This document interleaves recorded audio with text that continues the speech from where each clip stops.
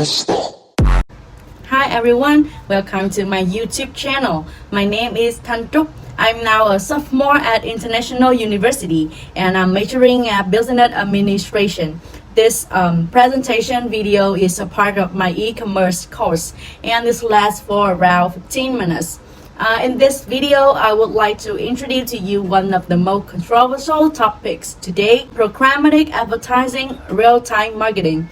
It's a case study in chapter 6, e-commerce marketing and advertising. And if you have any questions, please leave them at the comment section below. I will try my best to answer all of them. Thanks so much for your contribution. Before going into the details, we should take a quick look over the table of contents to make sure that you won't be too confused during my speech.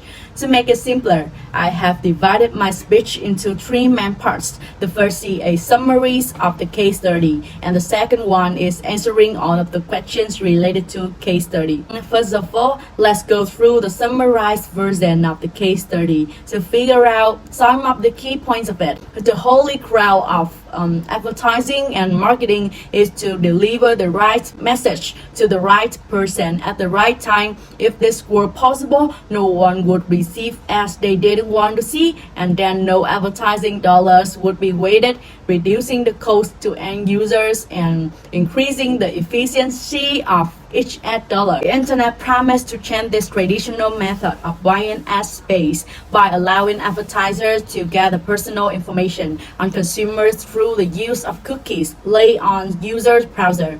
In 2019, advertisers spent about $85 billion on programmatic advertising worldwide, over 2/3 of all digital display ad spending. But in the past few years, it has become clear that the promise of programmatic advertising has not been realized and has many risks for brands.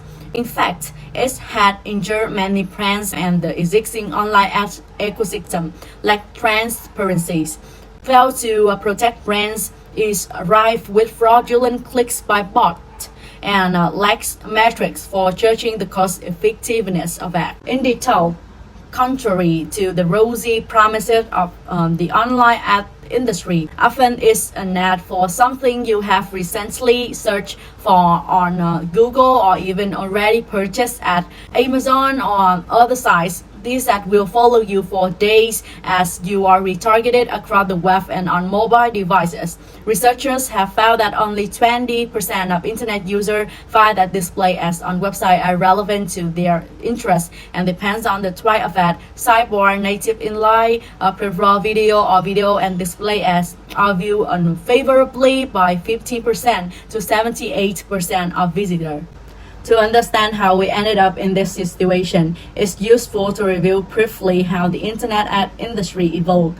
Digital display advertising had progressed through 3 eras. In the early 2000s, a firm with a website interested in ad revenue, a publisher would sell space on its site to other firms, advertisers, usually through an ad agency or via a direct relationship. By 2005, ad networks emerged.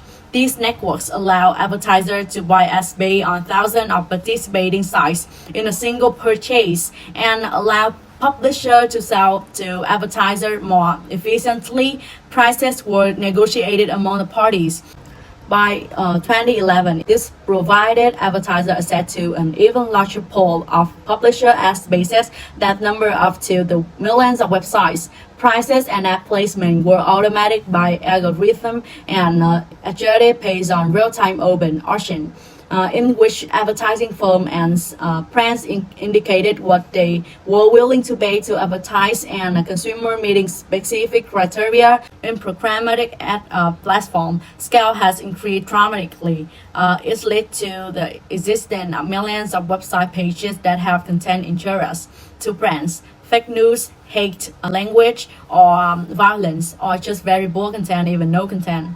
There are some techniques to review these. The content of ads are chosen and generated based on the user browser cookie history. and information about the web page. Our programmatic advertising platform use big data repository that contain personal information on thousands to millions of online shoppers and consumer analytics software to classify and search the database for shoppers with the desired characteristics, and machine learning techniques to test a combination of consumer characteristics that optimize the chance of purchase resulting from exposure to an ad.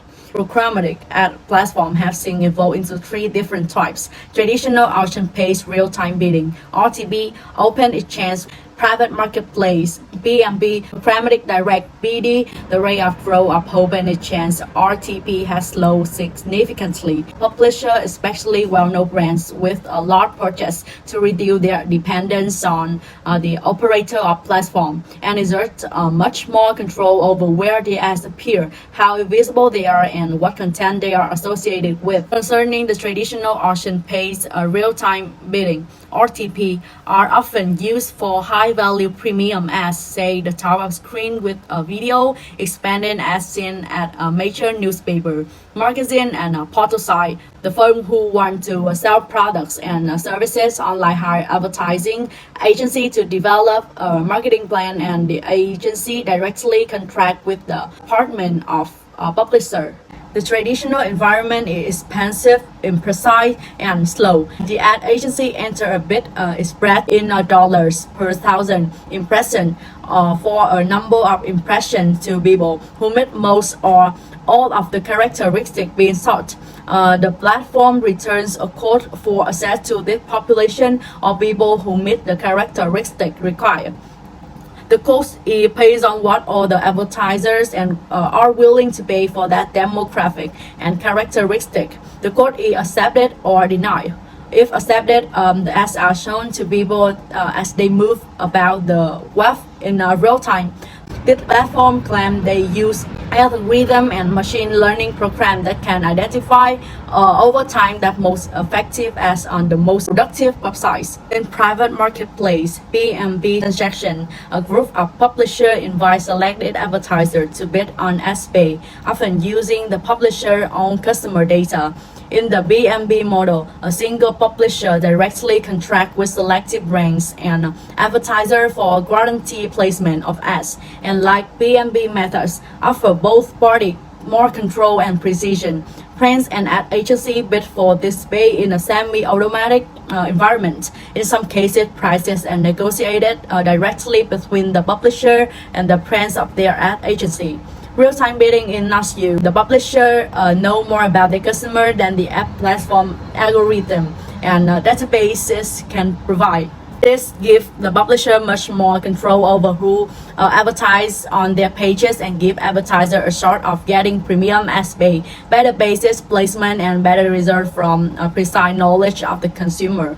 This is reflected in higher costs for the advertiser. Now we move to the second part, answering the case studies questions. The first question, pay a visit to your favorite portal and count the total ads on the opening page. Count how many of these ads are in a percentage. I have some possible result explanation. I didn't see any ad that immediately caught my attention. However, I did see some ads on the website that I have visited before. For example, I have shopped on Shopee.vn, and the very first big banner ad was from this web saying they had a 40% sale off going on. Besides, it had also but some random ads about downloading Shopee food apps for coupons or discount, or buying snacks from ShopeeFood.vn. I have never visited their sites or searched for these, but they were still shown on the website, though didn't get my immediate attention either. So the percentage is 0%. We move to P question. The ads are majorly targeted toward me based on my online activity, like the searches I have done in the past, article which I have bought, and their complementary products for which I might show interest. So the percentage is 50%. C, I have used software to present tracking. The online advertising at these sites is not very efficient. the advertiser know very little about my preferences. This isn't the case at product or service site where content advertising can be quite effective. If you go to an auto site like autopro.com.vn or a fashion site like jara.com, you will receive as appropriate for these contexts. I think the percentage is 25%. Go on the second one. Advertisers use different kinds of profile in the decision to display ads to customer. Identify the different kinds of profile described in this case and explain why they are relevant to online display advertising. I think profiles are built by recording the behavior of people online and inferring their interests, age, gender, location, preferences, political and social attitudes. The list of possible profiles is very large and dependent on the relevant to advertisers or others who purchase the profiling service. For instance, the U.S. Army recruiting group may want to target 18 to 21 years old with a preference for online games and war movie. For online display advertiser, profiling is a way to approach the effectiveness of search engine advertising by displaying banner ads that are of interest to the consumer. The next question is, how can display ads achieve search engine-like results? Search ads work so well because they capture the intentions of people at every instance of searching and can display ads relevant to those searches instantly.